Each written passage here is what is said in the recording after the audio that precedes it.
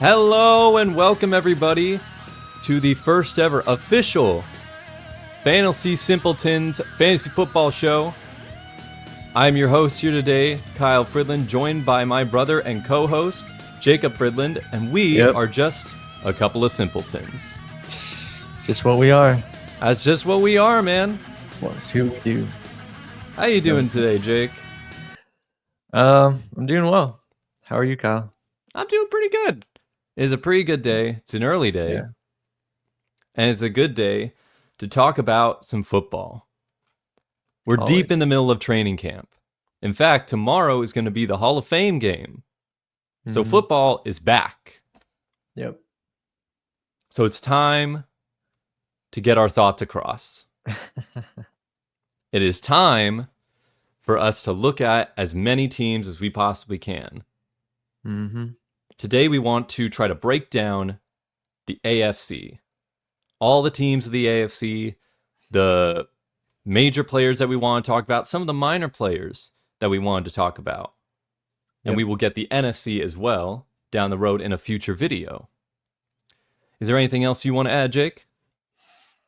No, that's pretty much it. I mean, yeah, you'll see in a second, we created these diagrams, basically acting as like depth charts, for each team that we're going to talk about. And but they're a little more customized to how we think things are going to play out this season. Which players we think should be highlighted over others, So yeah, I guess we can kind of just jump in and get started. Sounds like a good idea. Every team has a story to tell in fantasy football this season. First team we want to talk about, that we are going to talk about, is the Buffalo Bills. Yep. So right here, one of the first things I want to mention is, let's look at Josh Allen. There are very few things in this world that are absolutes. Sky is always going to be blue. Grass is always going to be green. Josh Allen's always going to be a top 5 fantasy quarterback. Yeah. I think that's a given. Honestly, I don't think there's a lot to talk about him. Mm-hmm. It seems that no matter what his situation was, even last season, he's always going to find a way to be near the top of the QB conversation. Yeah. He's always going to be a highly drafted pick. My question to you, Jake, is do you think he would be worth the price? Because a lot of drafts would take him very early, like in the first 2-3 rounds of the draft. Would you be willing to sacrifice depth pieces to get that guy?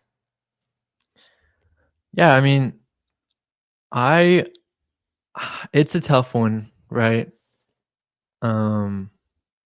If you're talking about like trading or just in a draft. I'm talking about just in a normal draft right now. Okay, so normal redraft. Yeah, in a normal redraft, he's definitely going high. I mean, it's for a good reason. He kind of owns this team. The only person that comes close to him on his team is James Cook. But Josh Allen, he's a rushing threat. He's somewhat of a passing threat. And yeah, he's just a star. So I mean, it depends, I think, on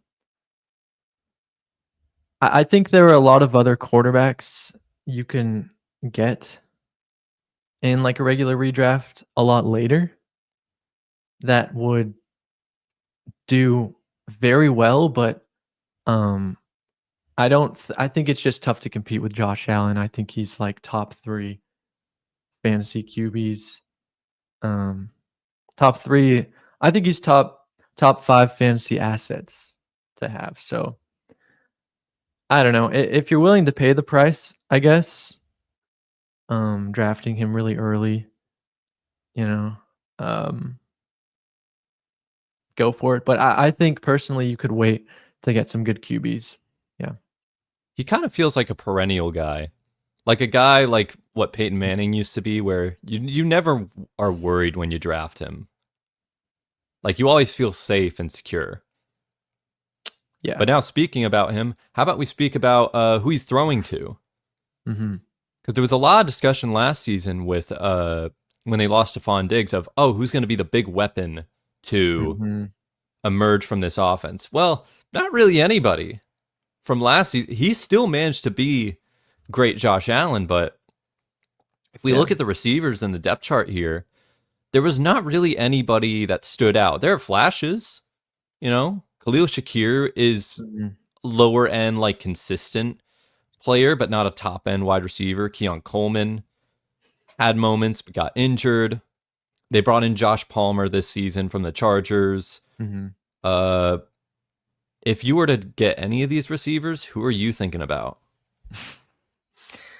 Um, I mean, personally, I I like Shakir um as that slot guy. You know, I think he's consistent. I think he's shown to be Josh's guy, right? Um, so I think he's your best bet.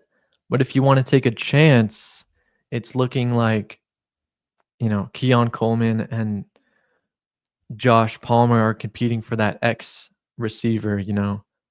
Um, they're kind of yak guys.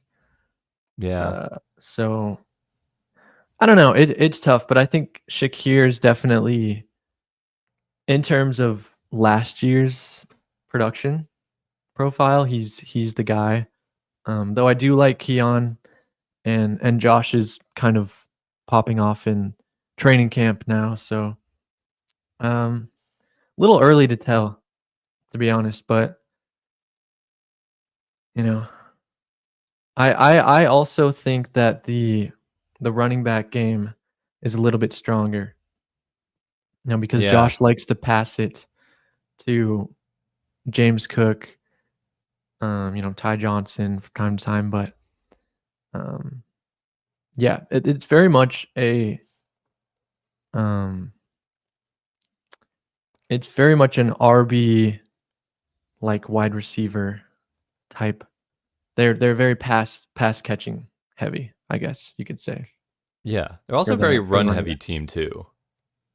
Like even Yeah. even with just the not just the running backs there, but Josh Allen runs Oh quite a yeah. bit. And if we're talking about running, I have to talk. I have to talk about James Cook here. Because I have a lot of thoughts. I think he was Mhm. very lucky last season. I think towards the second half of the season, and you could check it out on statistically, his percentage of carries, the amount of carries he was getting per game was Oh going yeah. down consistently. And we are starting to get into this point of a full on running back committee of not just Ray Davis, but Ty Johnson. And they were switching them in all the time. But he still had great stats. Why? I think personally, he got a lot of lucky runs, got a lot of big runs near the end of the season that Mhm. resulted in touchdowns that padded up his stats a little bit. Yeah. He was top 10 this year. I don't think he's going to be top 10 again. I Mhm. don't think it's likely he's going to get 16 touchdowns. That doesn't feel like a statistic that you can realistically rely on. Yeah. And none of this is to say like that he's going to be a bad player. He still has a role in this offense. Um but I wouldn't take him any more than like a high-end RB2. Yeah.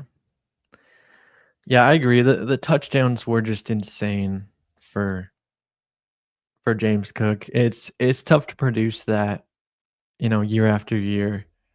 It was definitely he was definitely an outlier when it came to his touchdowns. And I think he had 16 rushing and 2 receiving.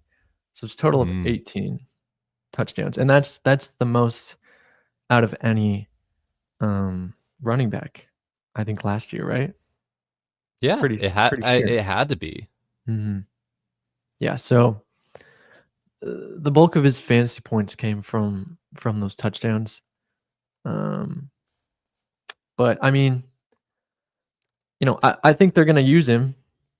Um, just the same. I don't see why they wouldn't, but it's unlikely for to say that he'll get that many touchdowns again. So I'm still personally high on him. I think that's a hot take, you know, Mm. because he hasn't signed his contract yet. A lot of people are wondering what's going to happen, but he is participating in training camp, and so I don't know. I think they're going to utilize him a lot. I also like Ray Davis.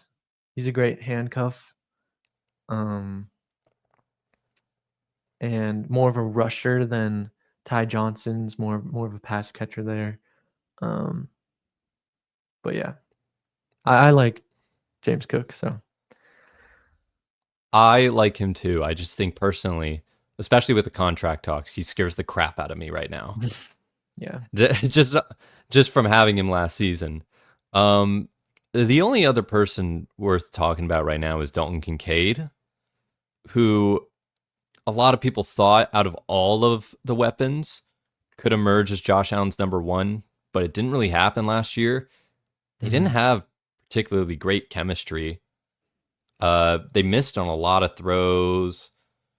And is he worth taking this season? Just being I mean, honest. I mean, I don't know. I mean,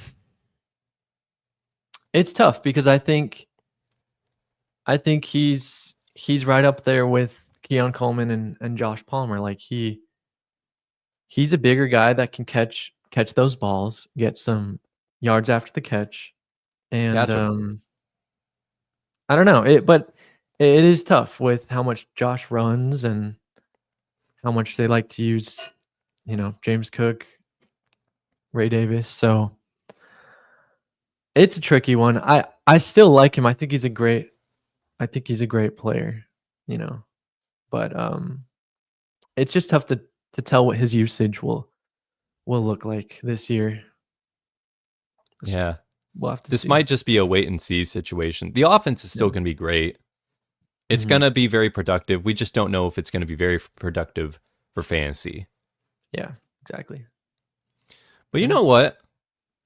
Maybe we should talk about a team where it's not as set in stone as something like the Bills. Mhm. Let's look at the Jets here real quick. And you Mhm. can obviously see here in the difference of there's a lot less star making players, a lot of Yeah. moving pieces. First, right off the bat, I see Justin Fields. Justin Fields has always been a very, I don't want to say controversial because that's not the right word, but divisive Mhm. fantasy Yeah. player. Some people think he's really great, others don't. Yeah. I am not sure what my thoughts are on him in this offense. Right. Yeah, I mean, I think it's interesting going from he seems very similar to a Zach Wilson, right? In my opinion, he's a he's a rushing guy, right? So he's got a good run game. And I think he's consistent when he throws passes. So I don't know. I'm not out on him, but just in this new system and how everyone fails in the it feels like every QB fails in the Jets system. It's just tough. It's tough for me to want to be in on him. Like, I don't know. I know I it's just so tough when they do this every season. It's yeah. like every year they try something different, Mhm. and you feel bad for some of the people. I don't even know necessarily if he's going to be if a lot of the trust is going to be put on him. They brought in Aaron Glenn as the head coach from the Detroit Lions. There's very much a possibility that he could be looking to bring in the Lions type of offense, which is run first. It could be a very run heavy team. Yeah. And when we look at something like that, we have Brees Hall and Braylon Allen. Brees Hall had a very big fall from grace after last season. He's not really seen as the same standout player. And he's even said himself that the team doesn't see him as their guy. So he needs to Mhm. prove to them that he can be their guy because you have another guy like Braylon Allen. Right. And do you think Brees Hall has an advantage in this running back group, or do you think it's more 50-50? I mean, I think he has an advantage just because he's been there, been in the position a little longer. You know, he has that backing by the team just because he's more of a veteran on the Jets, and he's produced. You know, I think he's shown what he could do. I think Braylon Allen strikes me more as the you know what they strike. The situation seems more like a 1-2 punch to me. Mm, You know, I could see Braylon Allen um being the short yardage, like run through guy because he's huge. He's a big dude. yeah. Um, and Brees Hall more of the pass catching, um, outside rushing type of guy. Yeah. So I don't know. I think they could be very similar to like a Kenneth Walker, Zach Charbonnet situation. You know what I mean? That's not a bad comparison. Yeah, but I think it's great to have Braylon as a handcuff. Like, just because you don't know, it's tough. Yeah. It's just tough being a running back too. Like, running backs have such high injury rates. You know, having a decent handcuff, like we know what Braylon Allen can do. Like we've seen it last year. Um, so I think just having him as a backup, and just in case just in case Brees has, you know, an injury or is not as productive this year, it's just good to have. So yeah, that's what I think. I think that Justin Fields is probably going to target Brees Hall a lot too. Oh yeah. Justin has never really been like a big, like, pass it down the middle, intermediate, like deep ball thrower. Hmm. But maybe this year could be the exception because he's got Garrett Wilson, his former college buddy. And by the looks of it, and we'll get to Mason Taylor in just a second, but as far as wide receivers, he's pretty much the only notable wide receiver. Oh yeah, Like definitely. I added Josh Reynolds in here because he's the wide receiver too, Josh and Reynolds it's kind of laughable that he's I here. know Yeah. I like Josh Reynolds. I Yeah. think he's better than people give him credit for, but Oh yeah. he's I like him too. he's going to struggle to make like the top 50 wide receivers. Oh Like yeah. realistically, this is Garrett Wilson's receiving room, and there's nobody even close. Yeah. Yeah, I agree. And there's a couple guys that we don't have in here, like Adam Lazard, and there was a rookie, like fourth or fifth round pick, Oh, Arion Malachi Corley, Arion he's Smith. yeah, but he's struggling right now. Yeah, We're and talking a Malachi lot about Corley. his struggles. He might not make the team. You're talking about Malachi Corley? Yeah. Okay. I was talking about Arion Smith. He's another guy Mm. they drafted this year. Malachi Corley was last year's. But yeah, Malachi is struggling to make the team. And that's why we don't have those guys up here because we just don't think that they're gonna be too helpful fantasy wise, too involved in the offense. So Just not um, relevant. Not yeah, relevant. honestly, I could see a path where Alan Lazard is potentially relevant, like it happened last year. You know, Yeah. people were counting him out with Aaron Rodgers, but Aaron had that connection with him, and um, Justin doesn't. So we'll see what happens, but for sure, Garrett Wilson is the guy. Josh Reynolds could be semi-consistent in there, but we'll have to see. It is just one of those things. It is what it is. I mean, with Garrett Yeah. Wilson too, I'm surprised he came back. He Mhm. signed that new deal, and he seemed like a guy that was just going to get out of there. But you got to get paid. You got to get Yeah. paid when you get the Oh, he got chance. paid. Oh, he He's got like paid. the the He's 30 plus million. I thought originally when I saw it that he was getting 40 million, but my math is terrible. that's So the highest paid receiver in the league right now, right? no, Jamar Chase is the highest No. paid. Oh, okay. Right. Jamar Chase, I grossly overestimated what Garrett Wilson was making, but he's still making a lot of money. Yeah, a ton. One of the highest paid in the NFL for sure. And I think with the lack of weapons, that's what makes Mason Taylor so interesting this season. Second Mhm. round rookie tight end. Yeah. I love Mason Taylor. Um, I have him drafted in one of my dynasty leagues. I think that yeah, he was just um, coming from LSU, he wasn't extremely they didn't have a great usage with him. Like he could have been more utilized in their schemes, but uh no, he looks good. He's looking really good in training camp. OTAs, he was shining. Looks like he could just be a great um, pass catching tight end and blocking tight end from what I've heard. So could be a good go-to for Fields, especially with how shaky the rest of their wide receiver core is outside of Garrett Wilson. So I'm high on him as a rookie. Um, so yeah, I would draft that guy Yeah, in it I with the think it later helps that round. the cost is really low. Oh yeah, Like he is a yeah, player that is worth taking a chance on and yeah. seeing what happens.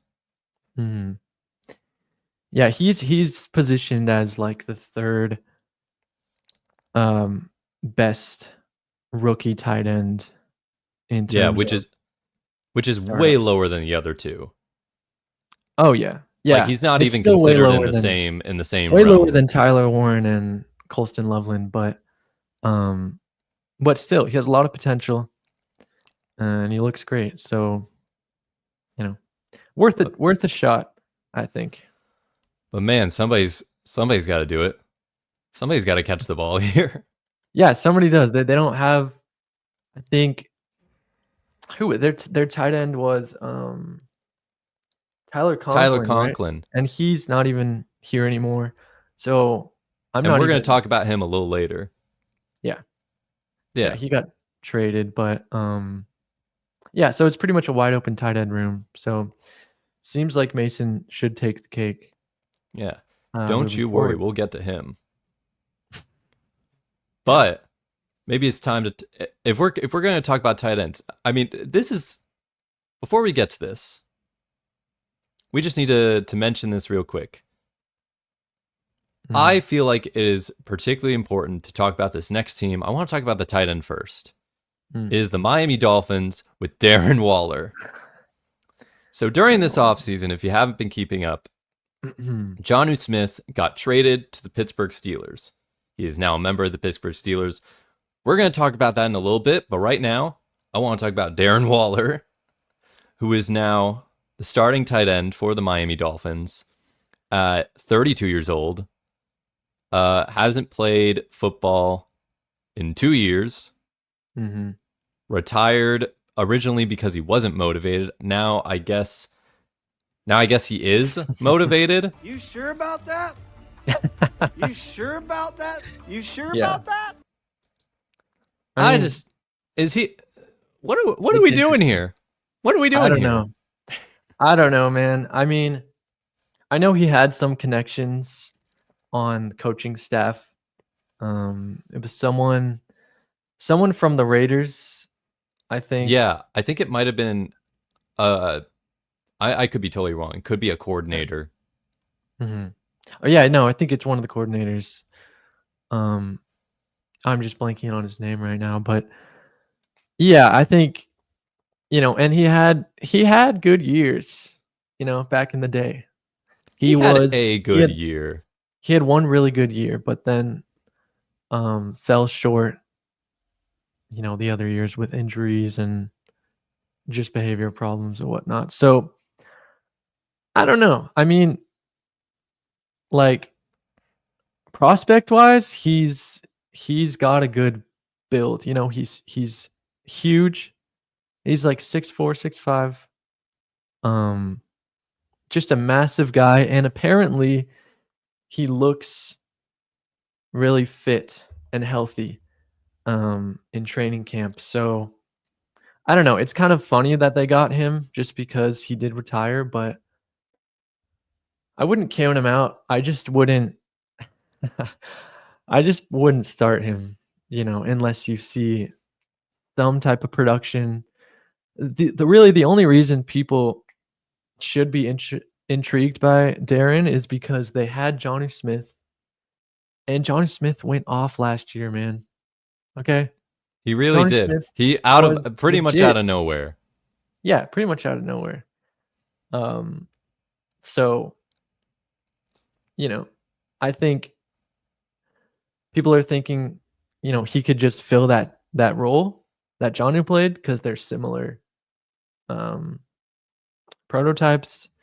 But I don't know. We'll see. We still got Tua, so that's good. But it's it's just one of those things. Like, I think it's more unlikely than likely, personally, because he's old and he's just it's coming out of retirement is tough. You know? I gotta see it to believe it. Yeah. That's the only way. I can't buy into it personally. Oh yeah.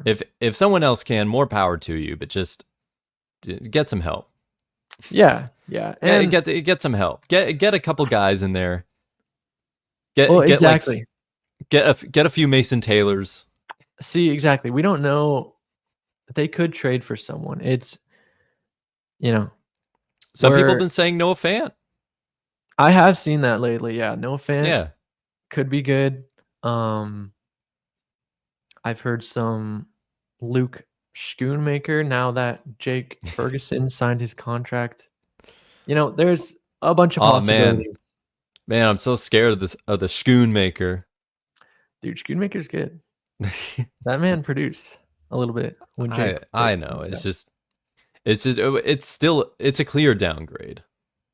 I think in every sense of the word, to me, this is just a clear downgrade, and I'm not super high on this team right now, but we can talk about something that a lot of other people are high on, like Devon Achane. Yeah. Devon Achane, RBs. Mm-hmm.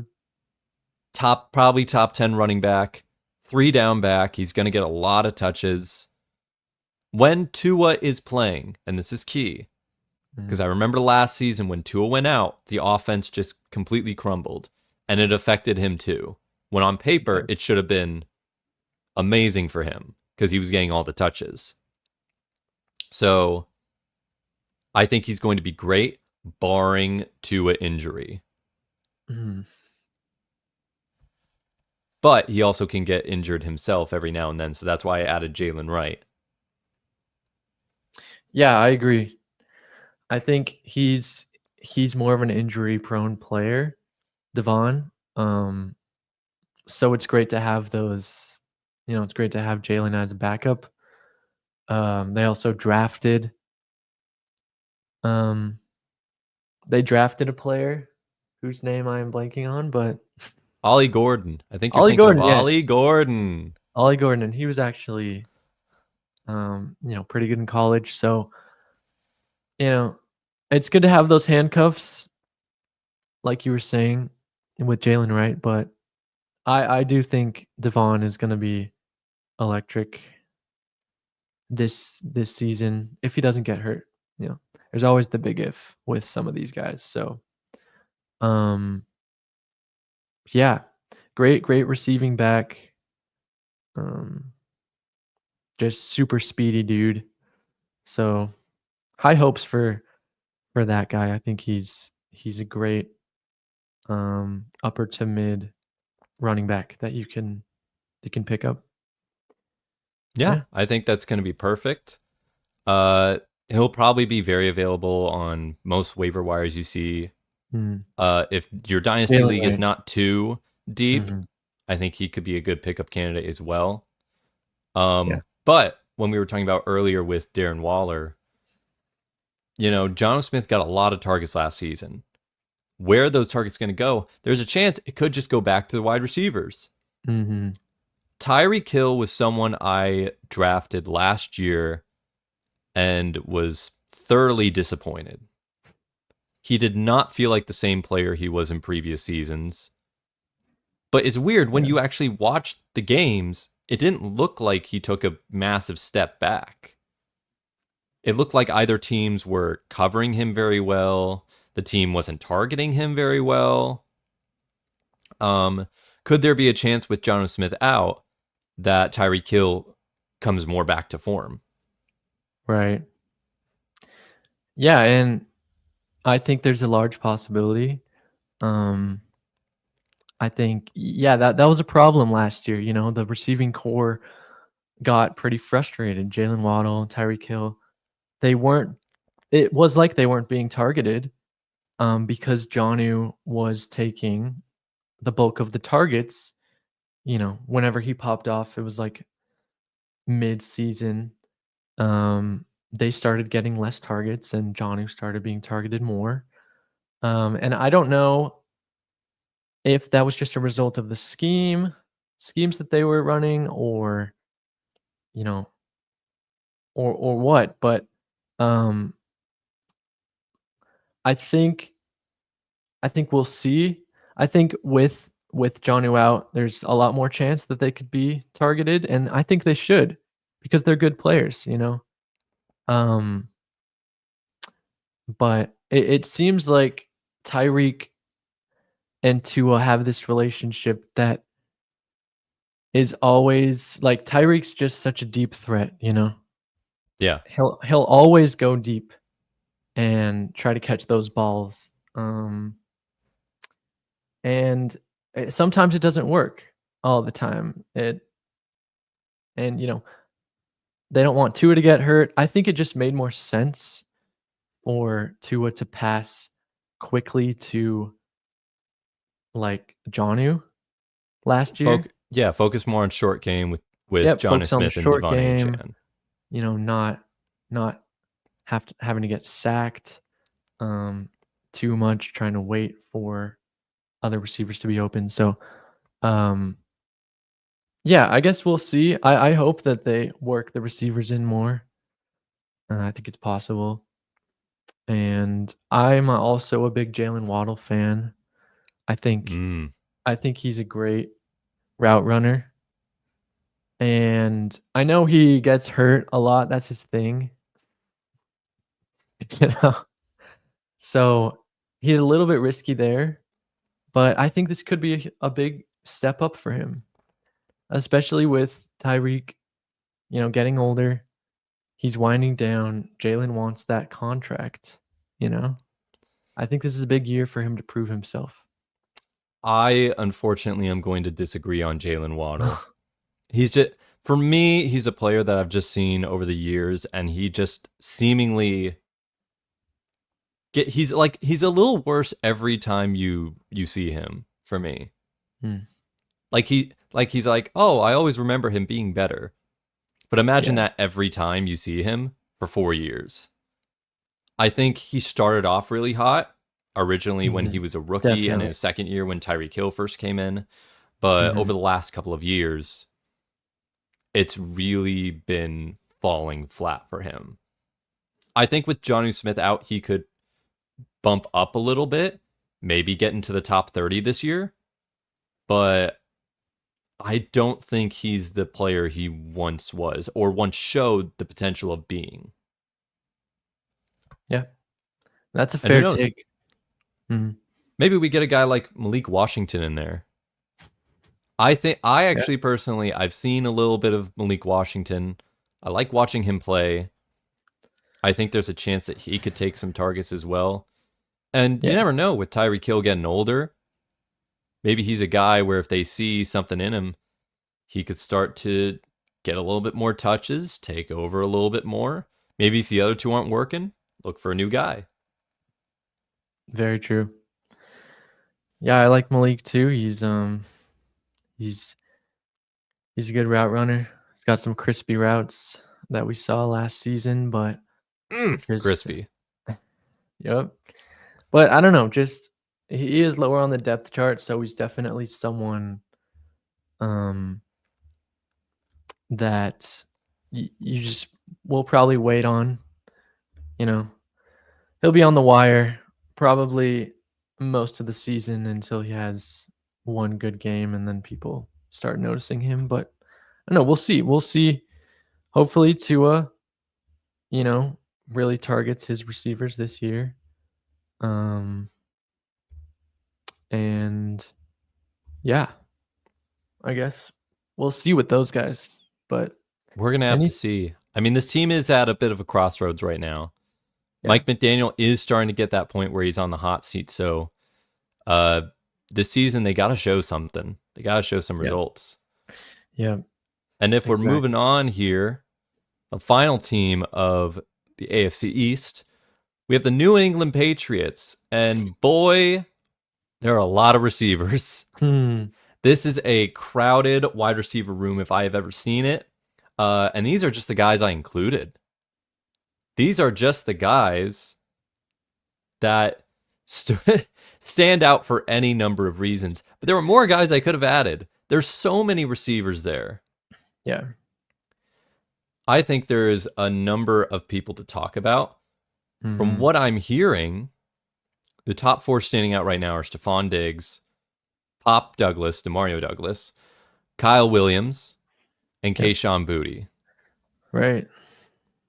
Now, who do you think you were looking at on this team? Who's your guy? Yeah. My guy? Well, okay. I think it's to kind of take a step back and just look at, like, why are there so many guys, right? That are competing against each other. Well, okay. Last year and in previous years, they've just been struggling to find their guy. I think to find anybody, yeah. So I think with Stephon Diggs stepping in, that's an automatic wide receiver one. No one's going to take his place because he's such a proven veteran, right? So, but then after him it's so up in the air. I feel like they have so many different slot guys, and I don't know. It's tough. Last year, right? People thought that Jalen Polk, he was a rookie last year that they drafted, was going to pop off, and he really didn't. Oh my gosh. It was interesting to watch. Like, they just didn't really target him. He wasn't wasted out on me a field. Pick. Yeah, it was such a wasted pick. It was like a second round pick. Yeah. So pretty crazy. So, and they're not saying anything about him in camp. I haven't heard much. They've mainly been talking about Demario is what I've seen a lot of, and Kyle Williams. Those guys could be, could show out. I like Demario Douglas. He was an undrafted free agent a couple years back, and he's just a really clean route runner, good slot guy. Kyle Williams now was their second round pick. He was a third round pick. Third round pick. I think of all the guys, he has the highest upside. I think so too. Yeah, he's got speed, and he knows how to make defenders miss. So I think he has a lot of upside. So I think those are the top three: Stephon, Demario, and Kyle Williams. Now Mac Hollins and Kayshon Boutte, I think. Boutte. I think those guys are consistent fine wide receiver threes. Yeah. So I I don't mean, know. Matt Collins has always been just a fine wide receiver three, someone that can get open and deliver when you need him. But outside of that, I think these guys um are probably gonna stay below. Kayshon Boutte, he's hyped up every year, and then it doesn't really it's show hyped much up too. every So I don't year. really know. I don't know too much about Kayshon, to be honest. But Well, then maybe I can bring in my two go cents for it. on this. Go for it. Okay, if we're being like totally honest, Kayshon Boutte, he's a fine player. He was the one that probably made the most plays last season on a team that had nobody. On a team that, let's be honest, one of the worst offensive teams in the entire league. Oh yeah. There was for sure. a reason they ended up as high as they did, and they were one game away from getting the number 1 pick. But I think he's a fine depth piece. I think he can work his way into some movements here or there, but maybe not a consistent option. That all depends on Kyle Williams. Kyle Williams on paper, very good in college. A lot of people really like him. Mhm. Think that he has the upside to be like a true alpha wide receiver. But then look at the guy that's under him. You got Jalen Polk. People were saying the same thing about Jalen Polk last season. Yeah, He's the exactly. ultimate tale Yeah. of buying into a rookie if the opportunity is there, simply because there was no one else for him. And at the end of the day, dude, he was not. Honestly, the only reason I had him in here was just to rag on him a little bit. I'm Yeah, sorry. That is why I put him in here. But let's make sure to not confuse like upside with what's already there. Stephon Diggs is the number 1. Oh yeah. If he's fully 100% healthy, he's going to be the guy. He's going to be the guy getting the catches, the targets. He will be the most trusted person in the offense.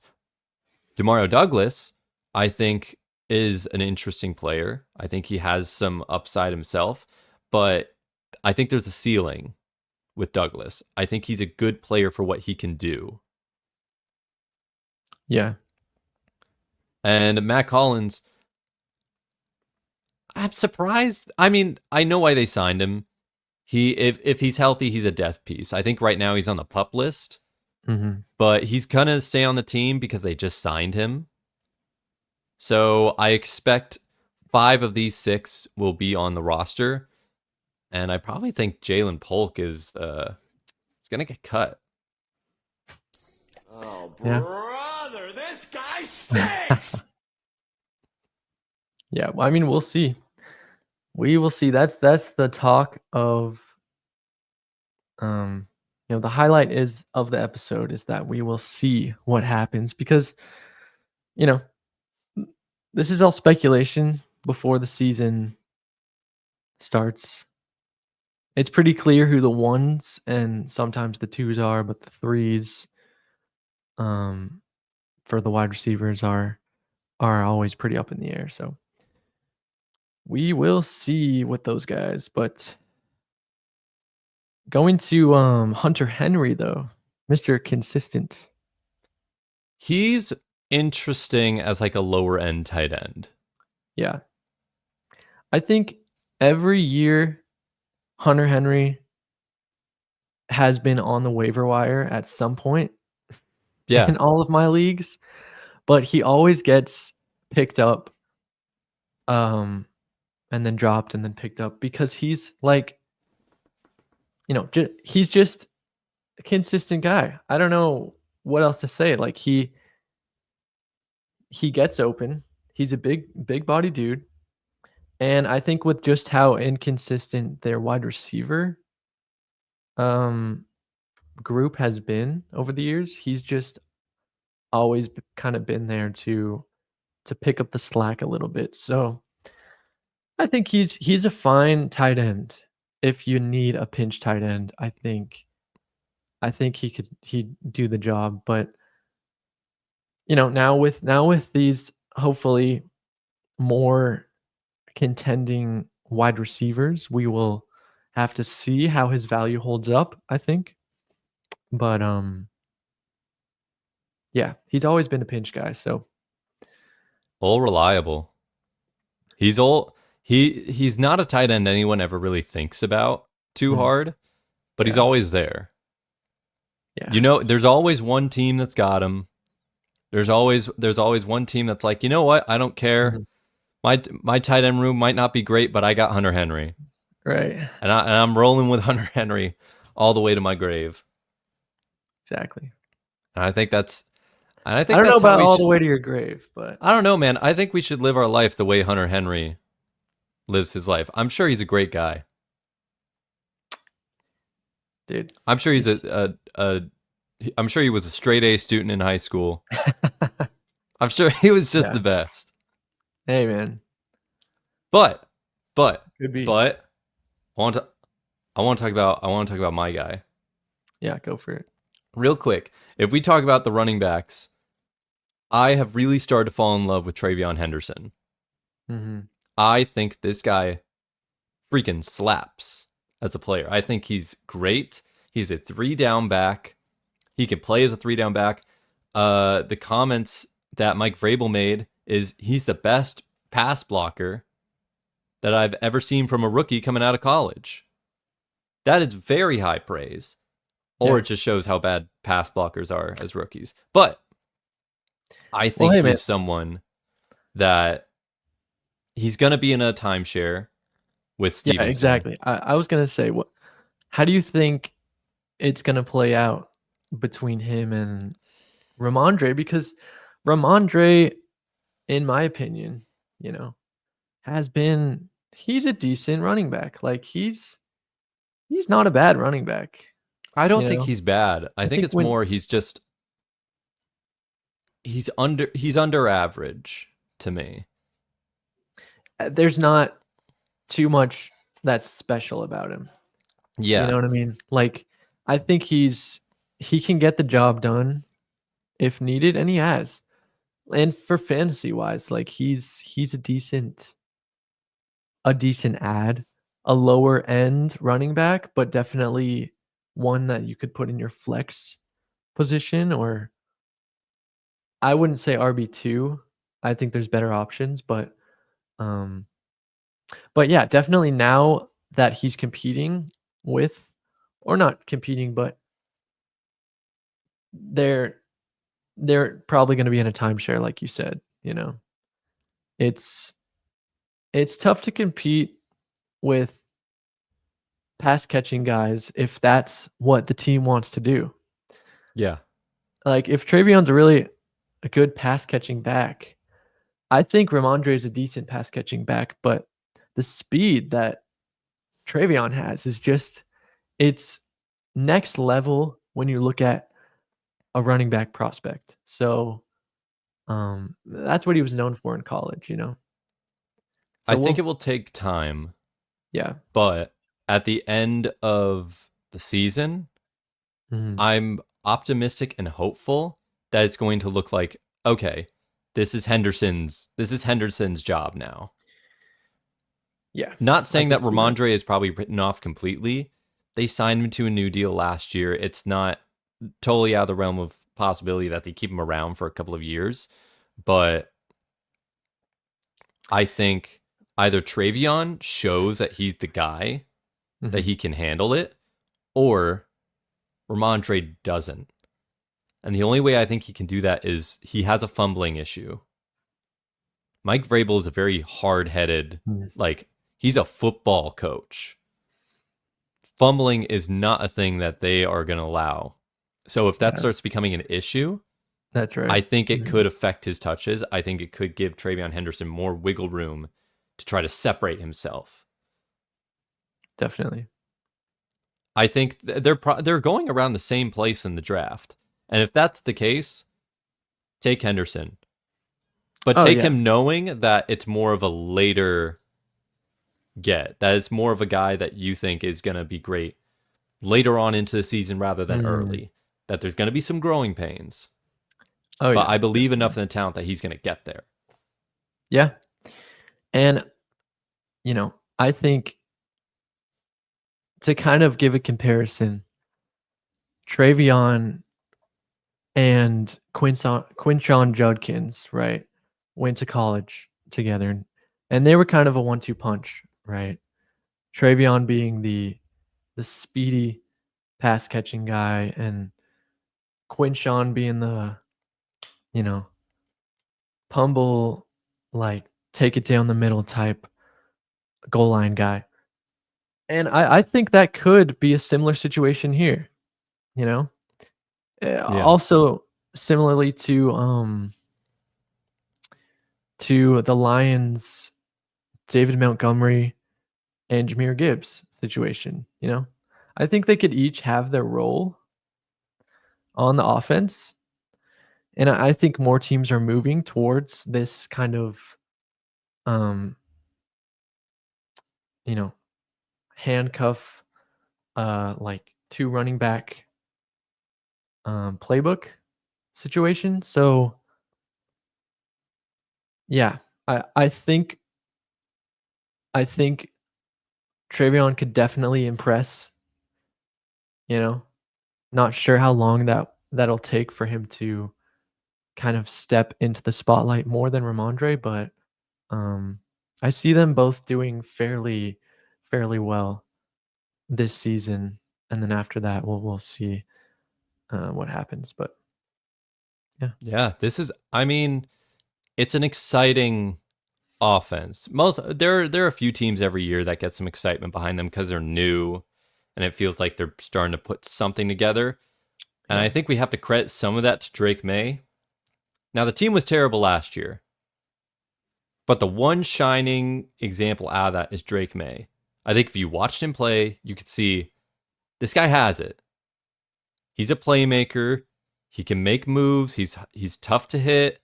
He can make all the throws you want to see a quarterback throw. mhm, I think in terms of like potential, and maybe this might be a bit of a hot take, I think he has showed the talent last year that people wanted to see out of Caleb Williams. Even in a situation as bad as it was, where his offensive line was the dirt worst and his receivers were the dirt worst. yeah, He becomes a very interesting option, not just for this season in redraft, but especially in Dynasty. yeah. I agree. I like Drake May. I think he's a very interesting player. Has a lot of talent coming out of college. So, um, I think if some of these wide receivers can really hit, he can connect with them, like Stephon Diggs, Kyle Williams, um, Pop Douglas, then you know he could be he could be a pretty valuable fantasy asset moving forward. Currently, the QB 18. CJ Stroud is currently being drafted higher than him. JJ McCarthy under him. I mean, we'll get into CJ Stroud when we'll get to him, but I think I'd take the upside on Drake May over that. Oh, I think he's in a good spot and he's not being drafted very high. So I think you can take a risk on him as your QB2 and then see yeah, what happens. I like that. hmm Yeah.